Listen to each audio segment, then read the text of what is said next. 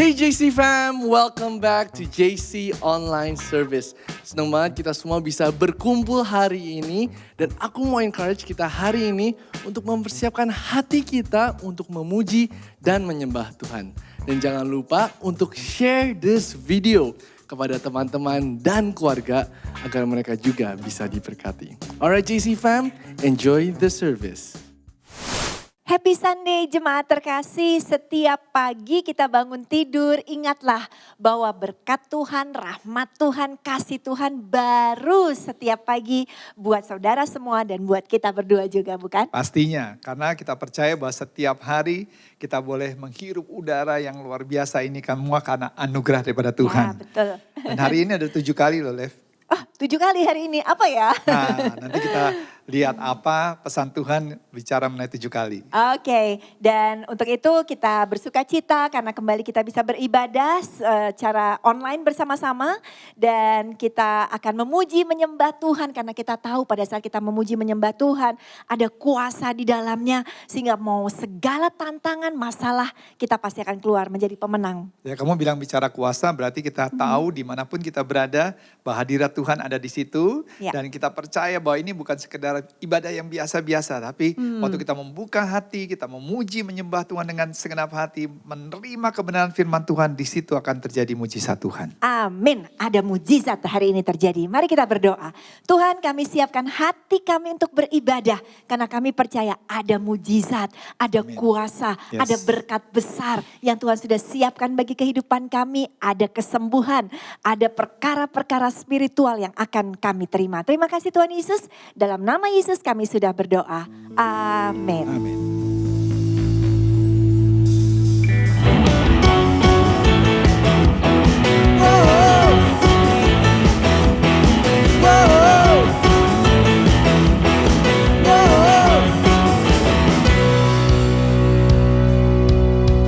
Masa laluku telah dibasuh darah-Mu. Semua gagalku telah ditebus oleh-Mu. Mengenalmu itu lebih dari segalanya. Tinggal dalam-Mu itu kebanggaanku. Aku berlari menuju harapan di depanku.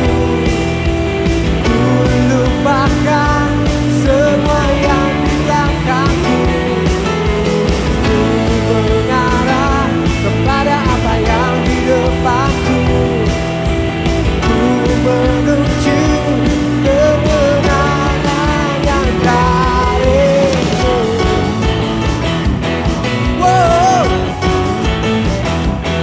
Wow. Wow. Masa laluku telah dibasuh darah-Mu. Semua gagalku telah ditebus oleh-Mu. Mengenalmu itu lebih dari segalanya. Tinggal dalam-Mu itu kebanggaanku. Ku berlari menuju harapan di depanku. Ku lupakan semua yang di belakangku. Aku mengarah kepada apa yang di depanku. Ku menuju kemenangan yang dari. Aku berlari menuju harapan di depanku. Aku lupakan semua yang di belakangku. Aku mengarah kepada apa yang di depanku. Aku menuju kemenangan yang darimu.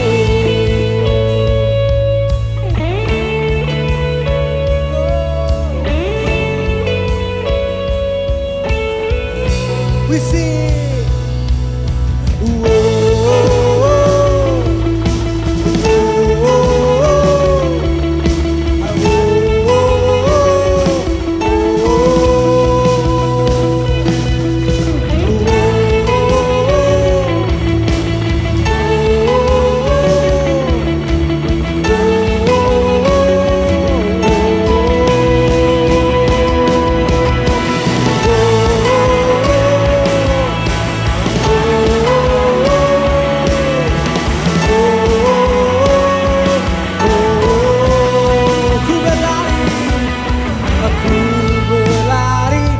menuju harapan di depanku. Aku lupakan semua yang di belakangku. Aku mengarah kepada apa yang di depanku.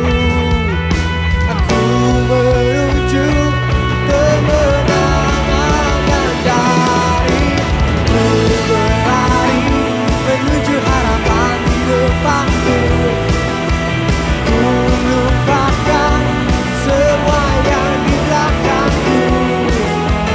Ku mengarah kepada apa yang di depanku. Aku menuju kemenangan yang darimu. Wow.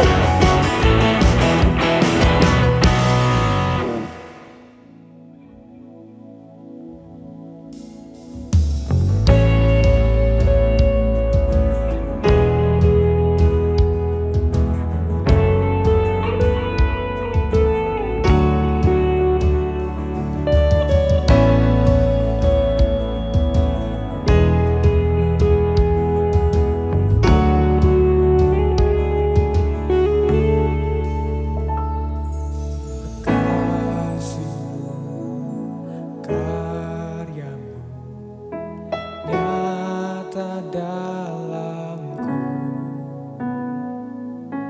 Kau pegang hidupku dalam tanganmu.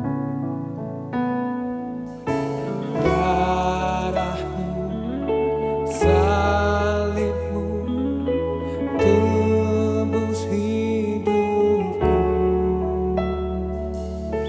Namamu berkuasa, sanggup gantikan.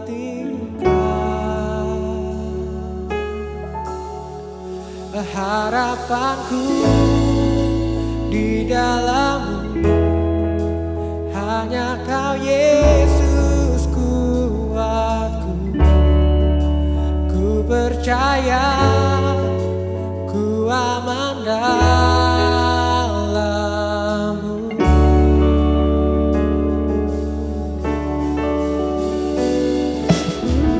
Kasih-Mu, karya-Mu nyata dalamku.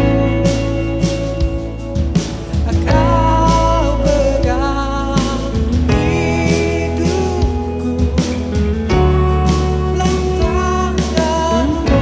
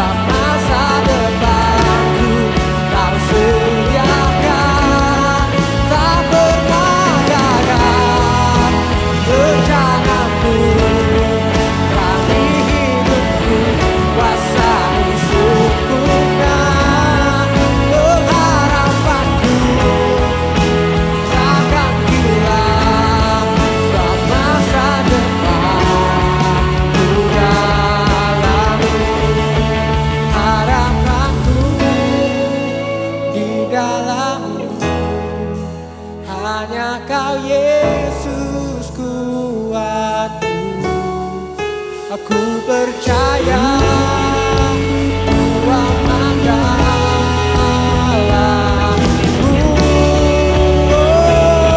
Harapanku, harapanku di dalammu.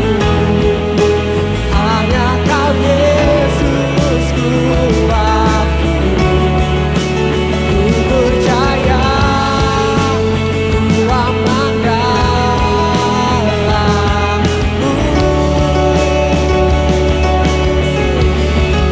Aku percaya Tuhan dalamku. Ku percaya Tuhan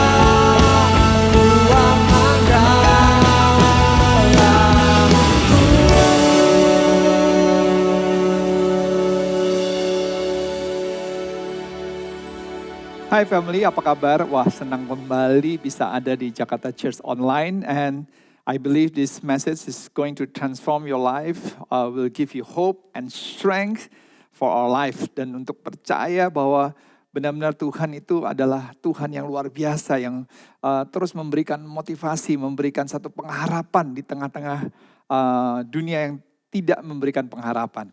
So let us pray and ready to receive God's word. Tuhan, kami berdoa, mengucap syukur untuk hari ini kami boleh mendapatkan satu pesan Tuhan yang memberikan kekuatan dan satu pengharapan yang pasti di dalam Tuhan. Sekalipun kami sedang mengalami kegagalan di dalam banyak hal dalam kehidupan, tapi kami tahu di dalam Tuhan selalu ada kemenangan. Nah, saudara terkasih, saya percaya setiap kita itu pernah mengalami yang namanya kegagalan. Kegagalan di dalam segala aspek di dalam kehidupan. Tapi kegagalan itu bukan akhir dari segala-galanya. Karena kadang-kadang orang pernah jatuh, pernah gagal. Orang berpikir, ya udahlah saya udah gak bisa lagi melihat masa depan yang cerah. Tapi Tuhan itu bisa merubah kegagalan menjadi keberhasilan, kekalahan menjadi sebuah kemenangan. Dan satu waktu anak saya yang namanya IJ, dia pulang dari sekolah dan membawa reportnya. Dan report cardnya itu dia bilang ada beberapa nilai yang hasilnya nilainya F. Nah, saya percaya saya juga pernah mendapatkan nilai beberapa kali nilainya F. Tapi perhatikan nggak, kalau di sekolah ada nilai-nilai itu yang jelas kita bisa tahu ada nilai A, B, C, D atau A, B, C, D. Tapi tidak ada nilai E. Tahu-tahu misalnya nilainya F. Nah, F itu jadi seperti something that stand out very well. Jadi orang tahu kalau udah F itu benar-benar sesuatu yang paling worst, sesuatu yang paling jelek. Kalau A, B, C, D, kenapa nggak langsung dibuat nilainya E atau E, tapi langsung kepada nilai F. Nah, by the way, mungkin saudara berkata, Pastor Ed, saya nggak pernah dapat nilai F waktu saya sekolah. It is okay. Maybe you are one of the person that is very smart indeed. Tapi di dalam kehidupan, setiap kita pernah mendapatkan nilai F, artinya pernah fail, pernah gagal. Kalau misalnya hari ini saudara yang mendengarkan dan berkata, saya sudah melakukan banyak hal dalam kehidupan saya dan saya nggak pernah gagal, mungkin ini bukan buat saudara. Tapi kalau saudara berkata, Pastor Ed, saya pernah gagal dalam kehidupan. Even now, mungkin sekarang saya sedang lagi dalam kegagalan. Atau mungkin ke depannya saya mungkin gagal dalam kehidupan. Kalau saudara adalah kategori daripada orang tersebut yang pernah atau sedang atau mungkin you are worried that one day you may fail in life. This is the sermon. Ini adalah pesan Tuhan untuk kita semua. Dan saya percaya ini pasti akan memberkati kita semua. Saya mau coba untuk saudara bisa membayangkan. Contoh, misalnya saya khotbah di satu kota Surabaya. Tapi sebelum saya ada di kota Surabaya ini, saya pernah ada di penjara di kota yang dekat dengan Surabaya. Dan pada saat orang-orang tahu bahwa saya saat ini ada di Surabaya, dan saya pernah di penjara pada saat waktu itu, sehingga orang-orang itu rame-rame datang ke Surabaya dan coba untuk menemukan saya, untuk menangkap saya lagi, dengan bertujuan untuk merajam saya dengan batu, untuk menarik saya lagi, untuk supaya saya bisa masuk lagi ke dalam penjara. Dan pada saat saya tengah-tengah khotbah karena keadaan semakin tidak kondusif, sehingga malam-malam hari setelah saya khotbah 2 minggu saya harus menyelamatkan diri, istri dan anak-anak, dan malam-malam hari saya harus keluar dari kota Surabaya supaya saya bisa selamat dan pergi ke kota lain untuk memberitakan kabar sukacita lagi. Tapi karena mereka juga tahu saya keluar dari kota Surabaya dan mereka coba untuk mengikuti saya lagi untuk menemukan saya. Nah, saya cerita ini kenapa? Karena saya mau bicara mengenai Rasul Paulus. Rasul Paulus pada saat itu pergi dari Filipi ke Tesalonika. Di Filipi dia pernah dipenjara. Dan dipukulin dalam keadaan tubuhnya masih keadaan memar. Luka-luka yang luar biasa. Rasa sakit yang luar biasa bersama dengan Silas. Dan pada saat waktu di Tesalonika, orang-orang yang di Filipi tahu ternyata Rasul Paulus ada di Tesalonika untuk memberitakan kabar sukacita. Sehingga mereka datang rame-rame ke Tesalonika untuk mencari Rasul Paulus dan mencari Silas pada saat waktu itu. Untuk menangkap mereka kembali.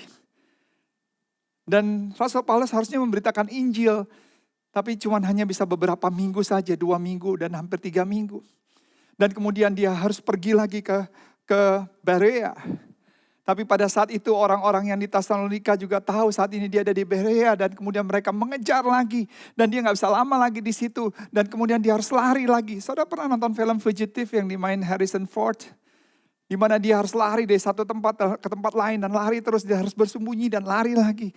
Bukan karena dia salah, tapi untuk memberitakan kabar sukacita. Dan sampai perjalanan ke Athena, Rasul Paulus itu harus memberitakan kabar sukacita dan kemudian sembunyi lagi dan kemudian didatangi banyak orang lagi dan kemudian dia harus lari lagi dalam keadaan tubuh yang dalam keadaan fisik yang badan masih memar-memar, luka ada di mana-mana.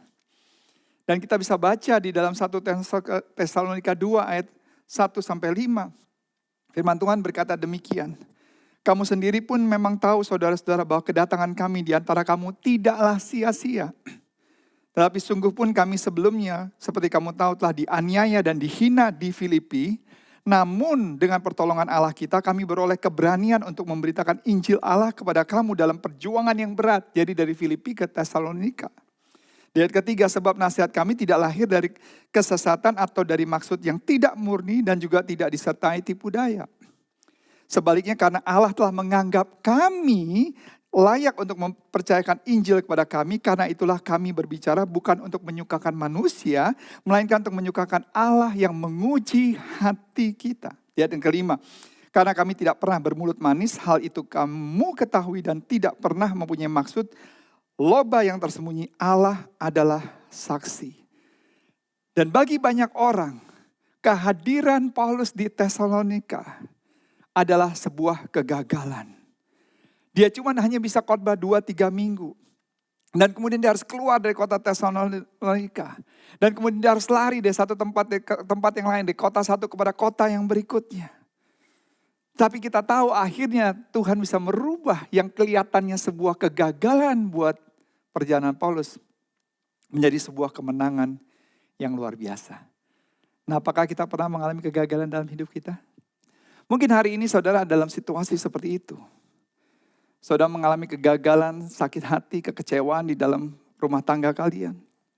Mungkin gagal di dalam pekerjaan, mungkin saudara di PHK, dan saudara dikeluarkan dari tempat pekerjaan saudara, atau saudara sedang mengajukan scholarship atau beasiswa, tapi proposal saudara ditolak.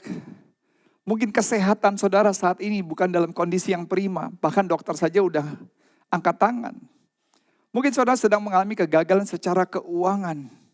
Hari ini saudara lihat cash flow saudara stress out. Karena saudara melihat bahwa pengeluaran saudara jauh lebih besar daripada pemasukan saudara. Mungkin saudara sedang gagal dalam membangun usaha saudara. Apalagi dengan kondisi seperti ini, saudara baru membangun, saudara baru memulai, tapi semuanya ternyata bertolak belakang dengan apa yang saudara harapkan. Dan hari ini saya mau share satu kebenaran firman Tuhan. Ada 4 hal dan hari ini Pastor Ren akan membagikan 2 dan minggu depan akan 2 hal lagi. Bagaimana di tengah-tengah kegagalan dalam segala aspek kehidupan kita, Tuhan bisa merubah menjadi sebuah kemenangan yang besar. Karena daripada itu pertama, catat baik-baik, kegagalan bukan akhir dari segalanya. Sekali lagi, kegagalan bukan akhir dari segalanya. Lihat di 1 Tesalonika 2 ayat 1. Dikatakan, kamu sendiri pun memang tahu saudara-saudara bahwa kedatangan kami di antara kamu tidaklah sia-sia. Our visit to you was not a failure. Artinya kedatangan kami kepada kamu tidaklah sia-sia. Saudara berpikir nggak kenapa Rasul Paulus menulis seperti itu? Karena Rasul Paulus tahu bahwa musuh-musuhnya berpikir bahwa keberadaan Rasul Paulus pada saat waktu itu ada merupakan sebuah kegagalan. Dan saudara kasih dalam kejadian pada saat waktu itu, saya percaya Rasul Paulus juga kecewa. Karena dia menjalankan amanat agung, dia menjalankan apa yang Tuhan mau, tapi dia cuma hanya bisa tinggal di situ beberapa minggu dan harus keluar dari kota tersebut. Tapi saya percaya bahwa Tuhan bisa merubah kegagalan menjadi sebuah atau sesuatu yang menjadi lebih indah. Tapi kalau orang-orang yang biasa, orang-orang yang tidak mengandalkan Tuhan, orang-orang yang gampang menyerah, saya percaya bahwa orang akan mudah menyerah dengan situasi seperti itu. Apalagi waktu khotbah, terus kemudian dikejar-kejar, dipukul, dan harus lari dari kota satu kepada kota berikutnya. Tapi Paulus tetap melakukan apa yang Tuhan mau dia lakukan. Dan saudara kasih, the truth is all of us fail at one time of another. Setiap kita pernah gagal dalam waktu-waktu tertentu. Tapi kegagalan bukan menentukan saudara akan menjadi seperti apa. Bukannya berarti saudara gagal dan saudara menjadi orang yang gagal dalam kehidupan. Firman Tuhan berkata bahwa sebab 7 kali orang benar jatuh, namun ia bangun kembali, tetapi orang fasik akan roboh dalam bencana. Coba lihat ayat ini, dikatakan 7 kali orang benar jatuh. Sekalipun orang benar pun bisa jatuh. Bukan sekali, dikatakan 7 kali orang benar jatuh. Artinya orang benar pun bisa jatuh berkali-kali. Tapi dikatakan tetapi dia bangkit kembali. Karena itu tema daripada khotbah hari ini adalah 7 kali. 7 kali orang benar jatuh tapi dia bangkit kembali. Kita harus seperti itu. Saudara tahu Ibrani 11 itu terkenal menjadi satu pasal berbicara mengenai iman. Benar? Kalau saudara baca mengenai Ibrani 11. Tapi kalau saudara perhatikan juga bahwa Ibrani 11 itu berbicara juga mengenai kegagalan-kegagalan orang-orangnya Tuhan yang luar biasa. Kalau saudara perhatikan Abraham pernah gagal, dia pernah berbohong dan berkata bahwa Sarah istrinya bukan istrinya.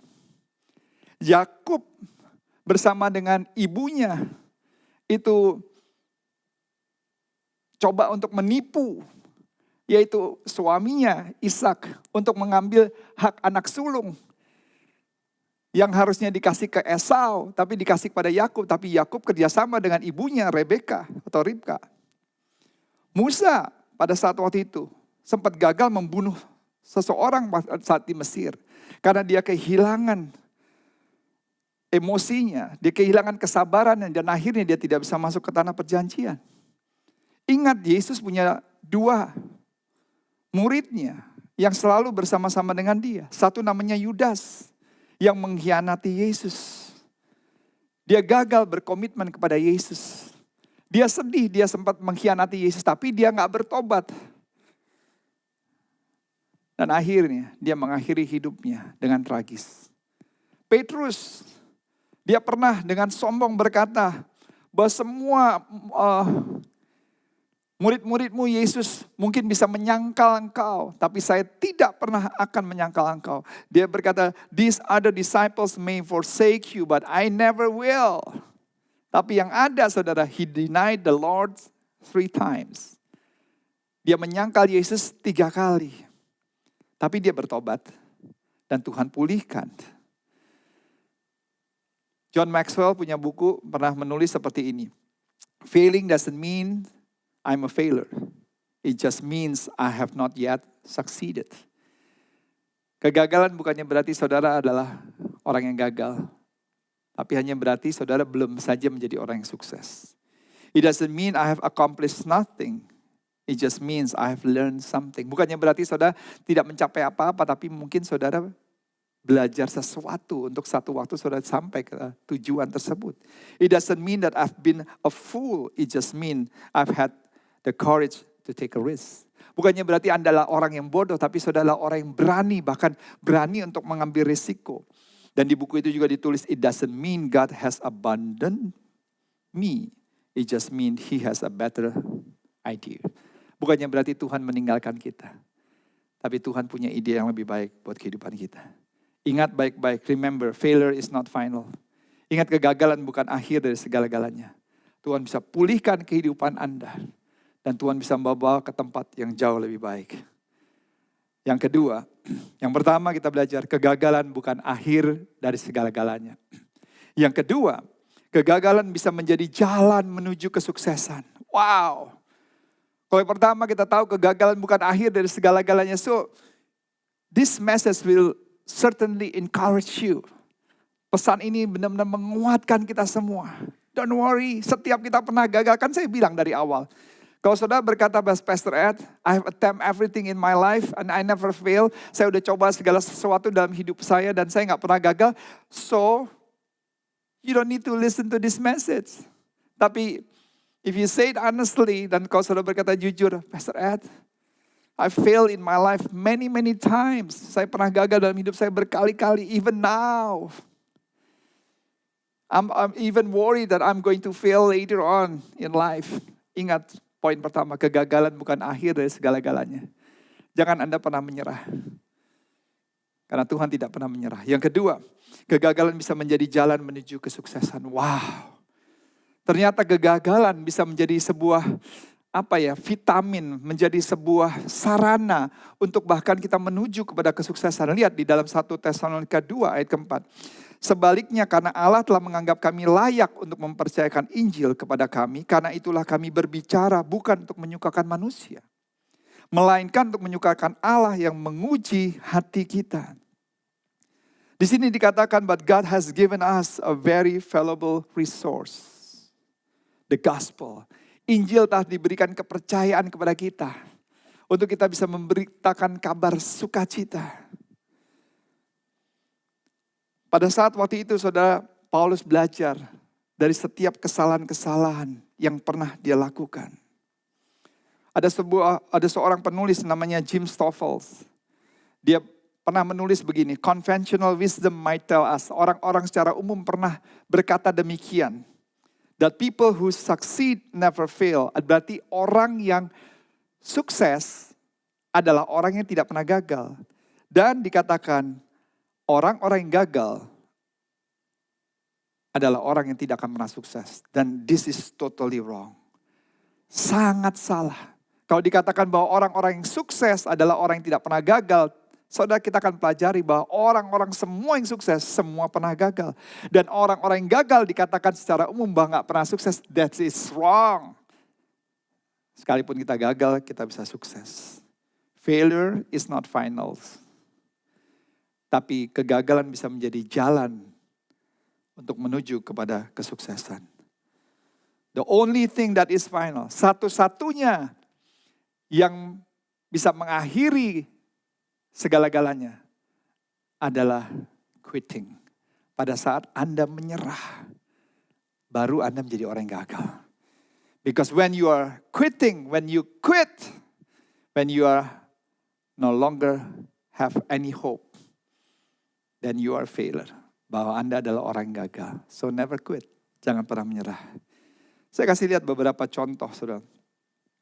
Dia pernah bekerja di satu surat kabar, di satu perusahaan surat kabar yang sangat besar.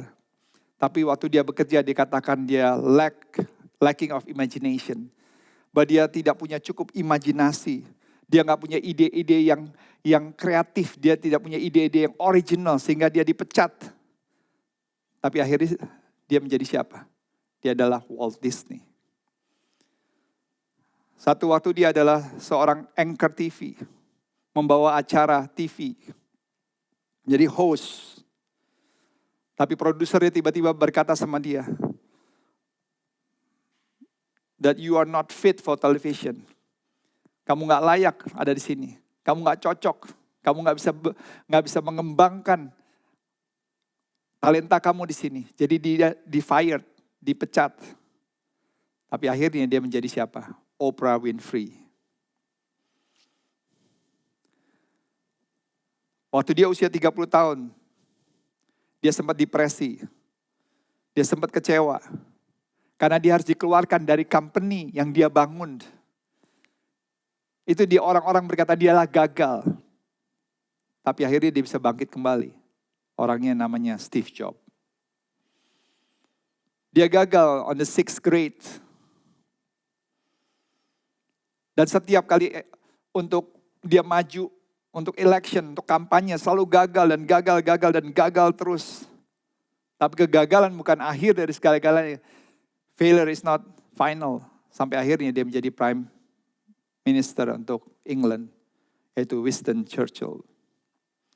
Pada satu waktu dia melakukan performance di Grand Ole Opry. Dan kemudian manajernya tiba-tiba berkata, "You ain't going nowhere, son. Kamu gak akan bisa lebih daripada apa yang saat ini kamu miliki. Lebih baik kamu keluar dari sini, kamu gak punya talenta untuk menjadi good performance. Kamu kembali lagi kepada pekerjaan kamu yang lama, jadi supir truk." Tapi apa yang dia dengar bahkan dari manajer sendiri, gak membuat dia patah semangat. Dan orang ini adalah Elvis Presley.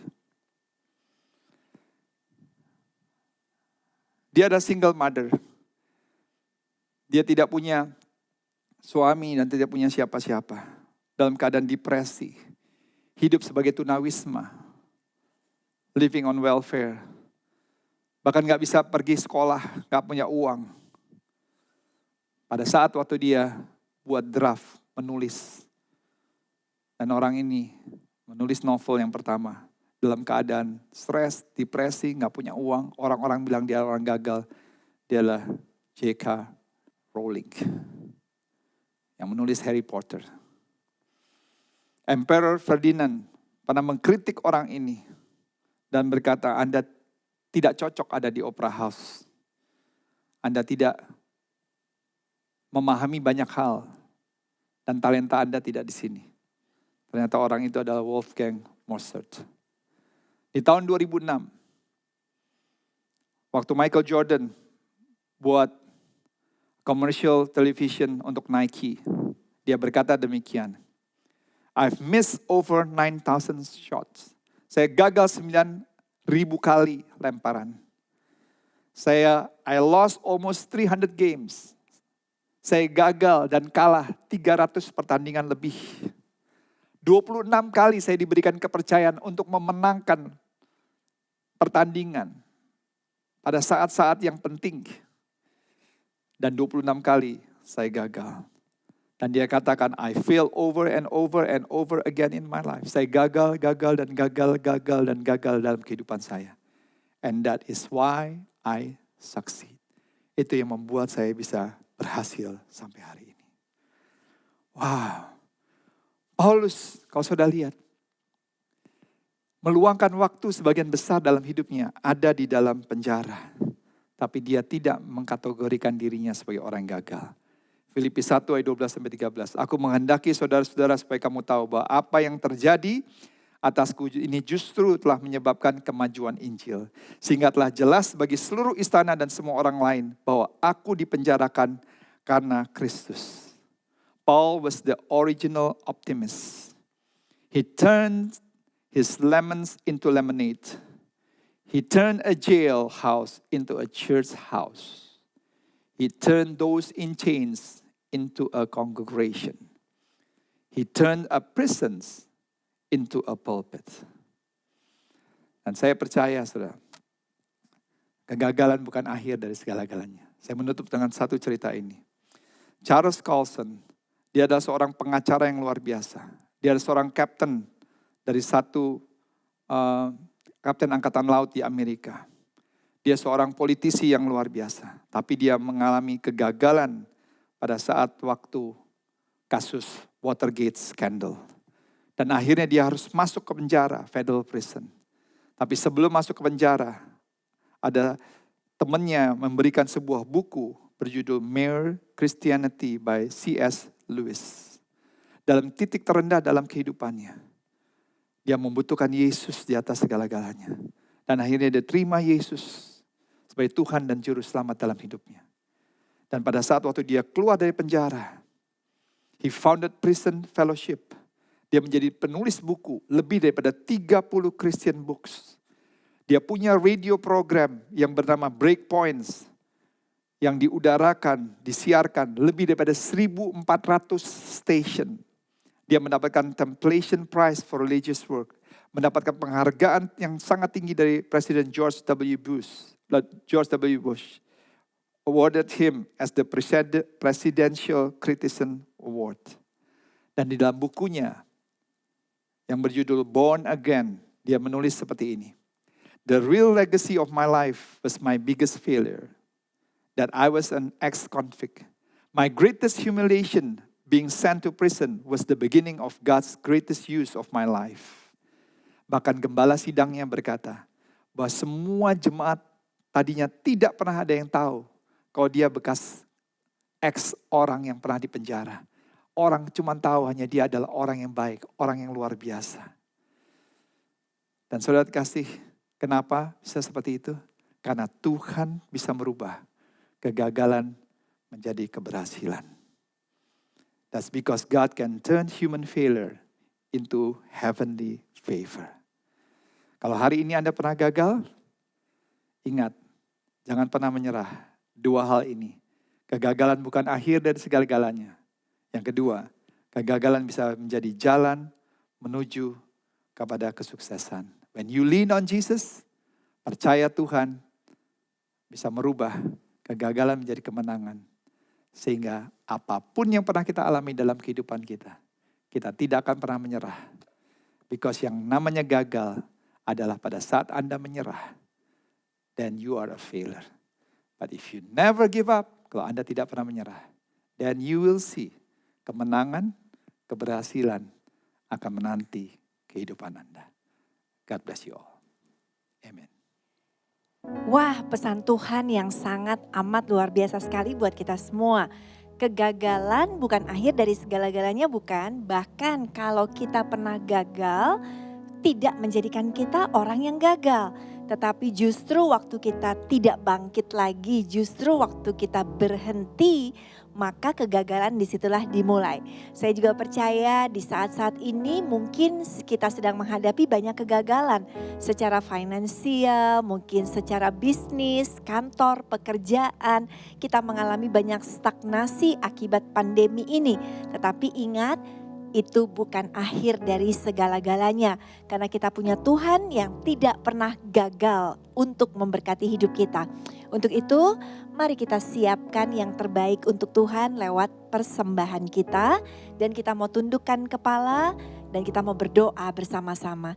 Tuhan, terima kasih untuk pesan Tuhan dan juga terima kasih untuk kesempatan kami untuk memberi, sekalipun mungkin ada di antara kami yang saat ini sedang ada di dalam kegagalan. Tetapi hari ini iman kami kembali berkobar karena kami tahu selama kami tidak berhenti, termasuk tidak berhenti menabur, maka kami percaya pasti Tuhan akan terus memberkati kehidupan kami. Terima kasih Tuhan Yesus, kami siap memberi di dalam nama Tuhan Yesus Kristus. Amin. Selamat memberi. Pastinya sepanjang ibadah kita semua sudah diberkati. Ingat, jangan lupa sekali lagi bagikan, share kepada teman-teman kita supaya mereka juga mengalami berkat Tuhan yang luar biasa. Ya, terutama pesan Tuhan hari ini dahsyat ya. Banyak mungkin di antara kita punya teman-teman, punya keluarga yang sedang mengalami kegagalan, sedang mengalami kekecewaan, putus asa, bahkan mungkin mereka mau menyerah. Pastikan mereka juga bisa dengar pesan Tuhan hari ini supaya mereka tahu sekali gagal bukan menjadikan mereka orang yang gagal dalam hidup mereka. Dan kamu paling suka apa? Pertama kan kegagalan bukan akhir dari segalanya ya. Betul. Dan yang kedua, kita percaya pasti di tengah-tengah kegagalan selalu ada jalan keluar. Ya, gagal itu justru membuka kesempatan baru ya. Merupakan sebuah jalan menuju keberhasilan, kesuksesan, kemenangan. Karena kalau orang pikir, wah kalau udah gagal udah it's final. Iya. Yang final itu pada saat kita menyerah dengan kehidupan. Betul sekali. Jadi kita percaya di depan kita masih banyak perkara-perkara besar yang Tuhan siapkan. Amin. Ya. Yuk kita mengakhiri ibadah online ini dan mari kita mengangkat tangan kita dan terima berkat Tuhan dan katakan amin dalam setiap janji-janji Tuhan. Diberkatilah keluargamu, Amin. diberkatilah pekerjaanmu, Amin. diberkatilah kesehatanmu, Amin. diberkatilah doa dan impianmu. Amin. Dan terimalah berkat dari Allah Bapa, sukacita yang melimpah dari Tuhan Yesus Kristus, penyertaan Roh Kudus yang manis dan ajaib, menyertai kita semua dari hari ini sampai selama-lamanya. Amin. Amin. God bless you. God bless you.